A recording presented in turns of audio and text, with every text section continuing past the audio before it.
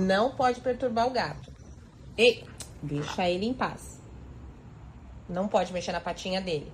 Ele tá dormindo. É, e você é chata. Você é perturbenta. Parar? Tem que parar, exatamente. Deixa o Pierre dormir.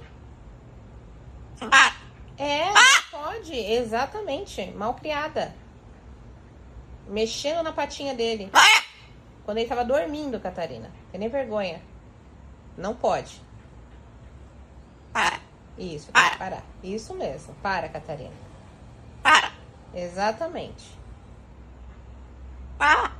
Eu não vou falar nada.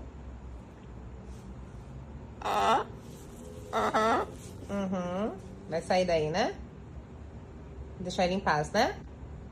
Parar? É, tem que parar. Tá bom?